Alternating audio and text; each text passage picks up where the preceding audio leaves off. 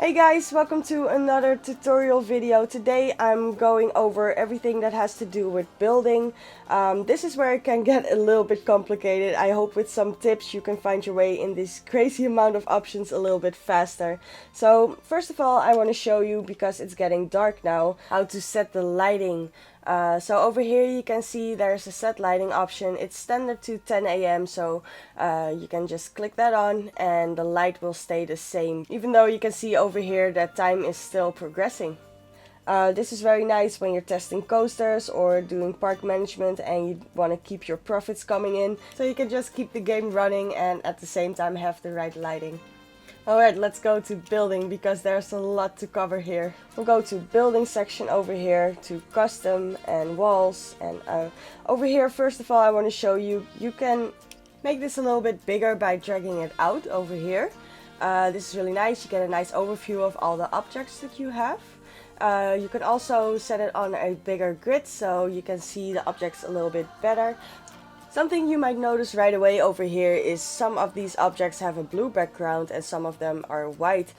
With the blue background you can see there's a little grid on there, and it means that it creates its own grid when you place down this object. And you can build from there. So as you can see, it creates a little blue square and you can see that it's on a grid. And these with a white background don't do that. So if you place this down and if you place another random object down, it won't be on a grid and are just two separate objects and you can't move them around. This can be very annoying when you spend a lot of time building something that you like and then just notice right away that it's not on the grid, and so can't move it around freely. So be a little bit mindful of when you place something down, in what order. Also, something you could do is get an object with a grid, probably a smaller one than this one, lower it in the ground a little bit and place objects like scenery or with a white background on top of it, add to the building, and that way you can move it around freely and copy it over as many times as you like. Let's go to walls over here and we'll create a wall. So we can have the basic castle wall over here.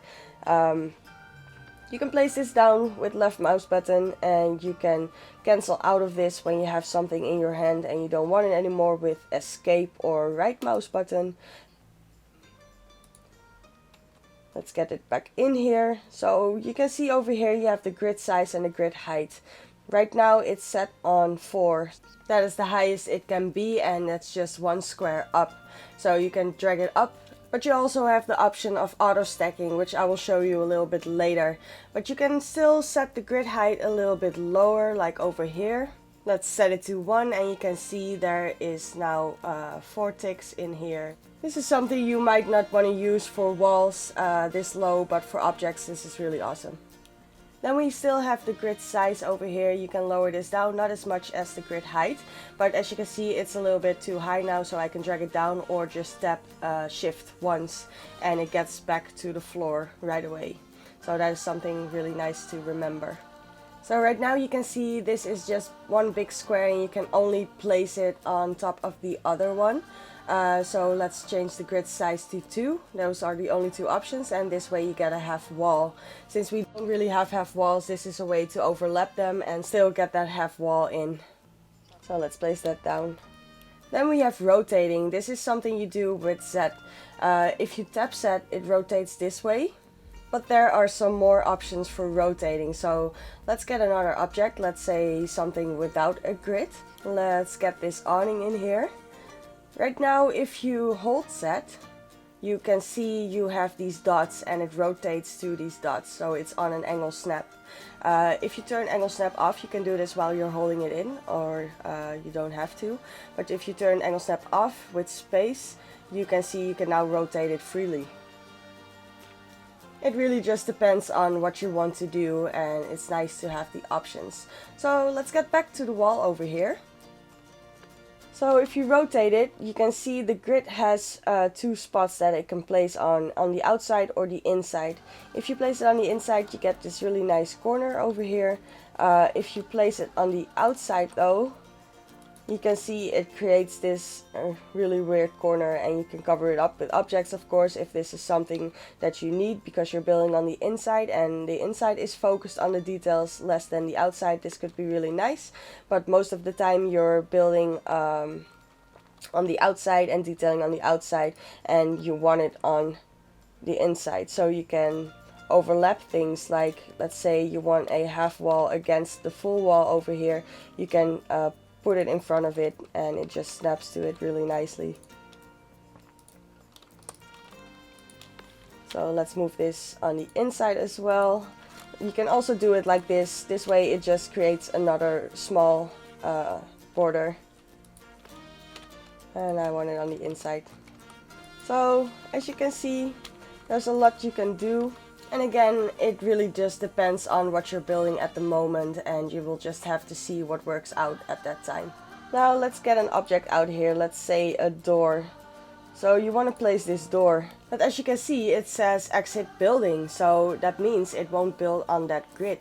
What you can do is go over here, add to building, and this way it will just immediately add to that grid and it will all be in one grid. That is something that you want most of the time.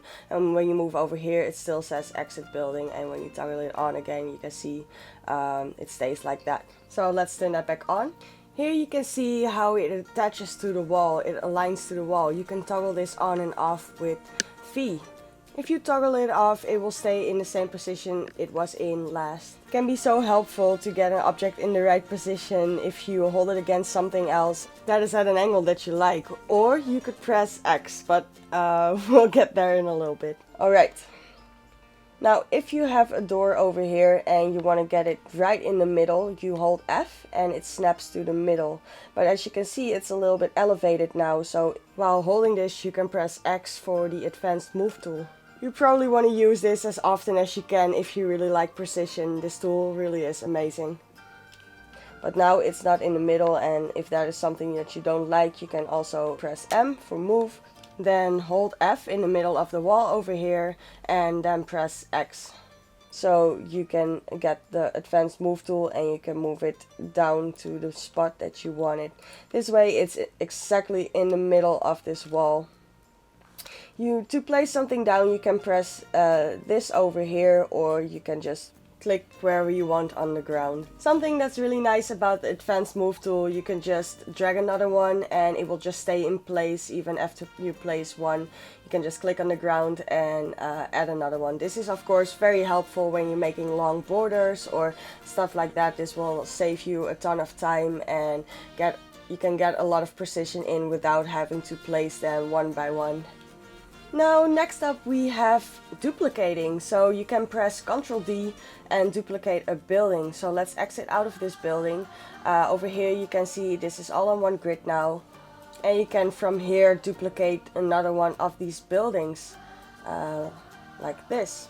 But as you can see now these are on separate grids, and that is something you might want. But if you don't want this, let's get rid of this one. Click on the building, press R. Get right back into that same grid. You can just drag and select all of these objects and then do Ctrl D and get another one of these buildings in here. So now it's all on the same grid, as you can see. Now let's say you did that first and you do want this to be a separate building. You can just select this part that you want separately. So drag it out.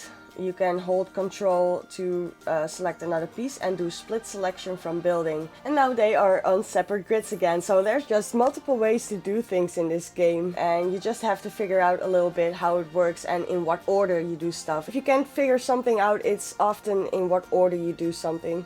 Alright, then for blueprints, you can just select the building and you get this pop-up menu and you can save as blueprint over here. Select new blueprint, you can zoom in and get the thumbnail that you like, so just leave it on the spot that you like it in and it will automatically save like that. You have to set the price in game, and this is where it will say that what price it is. You have to give it a title, an item description, and you can set some tags, pre-made tags, so it's a little bit easier for people to find your building that you made. So let's get out of here.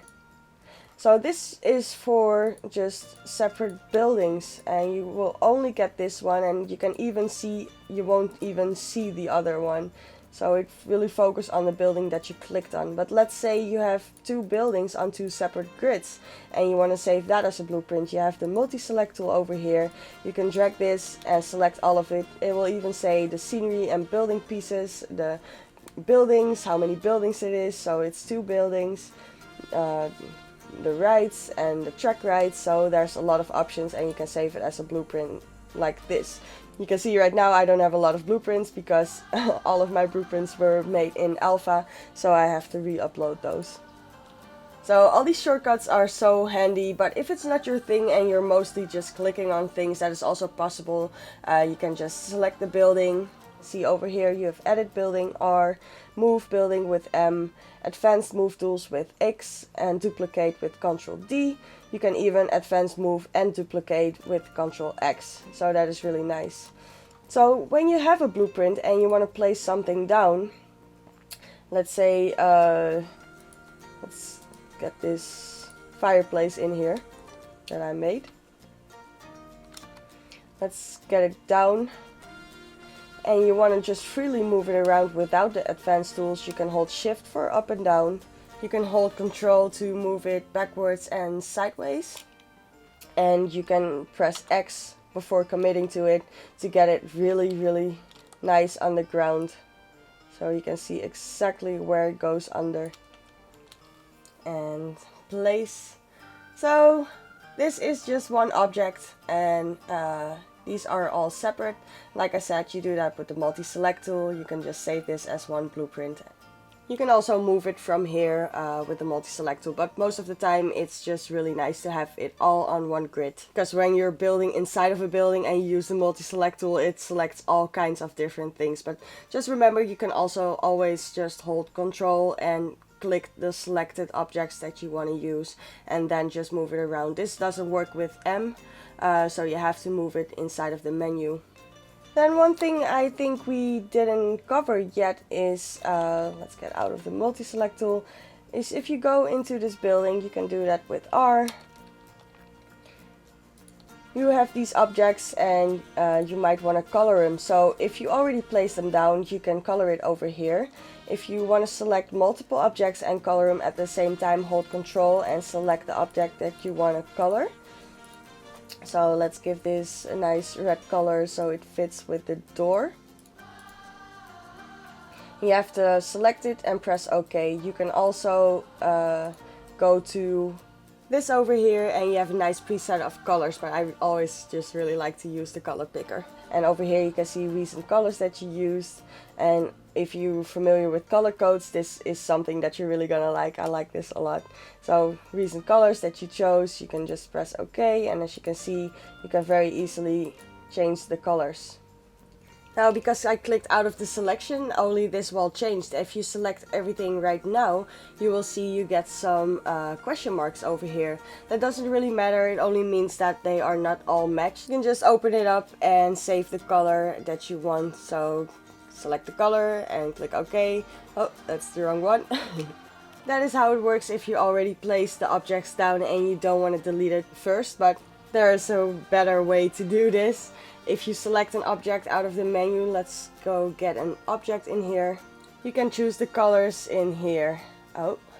So let's just change one of these, and every object you place after that, if it's the same and in a certain time span, it will just be in this color. And if it's not and you don't want to select it again, you can always use Ctrl D. Lastly, we have auto stacking. As you can see here, if you toggle this on, it will stack automatically on top of a building. Now it was already elevated, so I had to get it back down. But as you can see, it just snaps on top of a building. Most of the time this is only worth it if you're building walls. If you're doing wall attachments or anything like that, it will just snap to all different kind of heights, and that can just be very annoying. Alright, that is it for this episode, guys. Thank you so much for watching. If you have some more questions or something wasn't really clear, please let me know. You can always reach me on Twitter, Facebook, or just here in the comment section, and I will try to get back to you as fast as I can. I hope I didn't forget anything. If that is the case, you can also let me know. But thank you so much for watching, and I will see you on the next one.